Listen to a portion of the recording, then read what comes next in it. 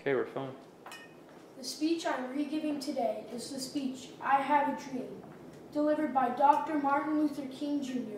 on August 23, 1963, to 250,000 people on the Lincoln Memorial Steps.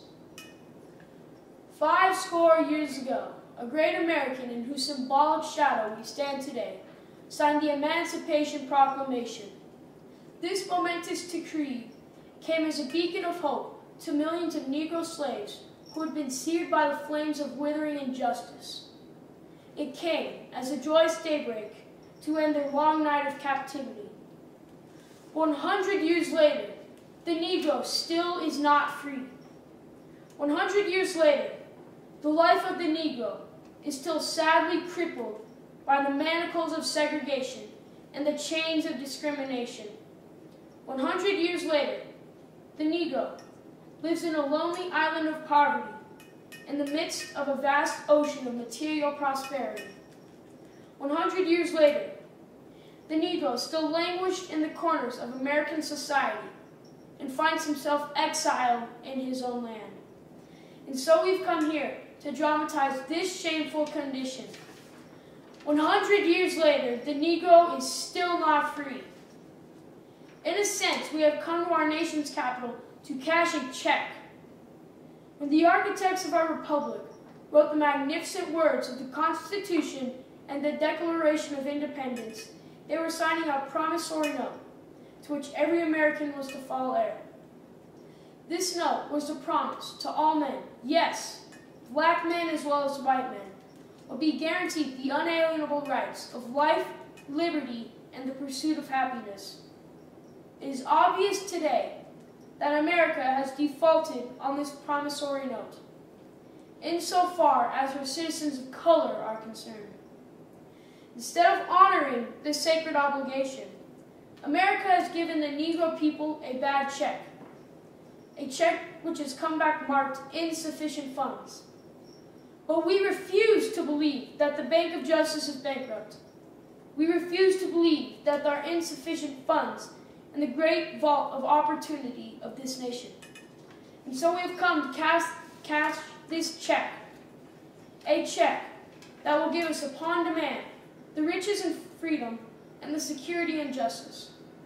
I'm not unmindful that some of you have come here out of great trials and tribulations. Some of you have come fresh from narrow jail cells. Some of you have come from areas where a quest for freedom left you battered by the storms of persecution and staggered by the winds of police cruelty. You've been veterans of creative suffering. Continue to work that with the faith of unearned suffering is redemptive. Go back to Mississippi. Go back to Alabama. Go back to South Carolina. Go back to Georgia. Go back to Louisiana. Go back to the slums and ghettos of our northern cities, knowing that somehow this can and will be changed. Let us not wallow in the valley of despair.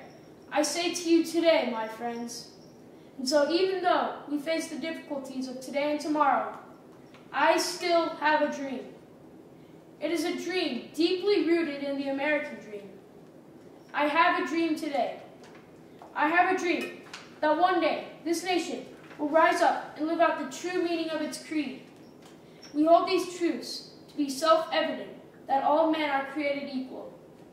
I have a dream that one day on the red hills of Georgia, the sons of former slaves and the sons of former slave owners will be able to sit down together at the table of brotherhood.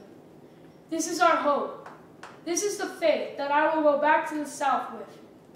With this faith, we will be able to transform the jangling discords of our nation into a beautiful symphony of brotherhood. With this faith, we will be able to work together, to pray together, to struggle together, to go to jail together, to stand up for freedom together, knowing that we will be free one day.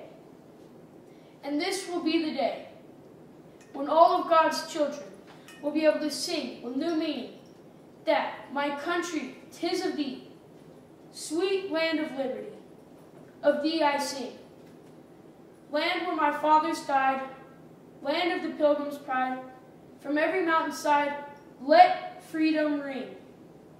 And if America is to be a great nation, this must become true. From every mountainside, let freedom ring. And when this happens, when we allow freedom to ring, when we let it ring from every village and every hamlet, from every state and every city, we will be able to speed up the day when all God's children, black men and white men, Jews and Gentiles, Protestants and Catholics, will be able to join hands and sing in the words of the old Negro spiritual, free at last, free at last. Thank God Almighty, we are free at last.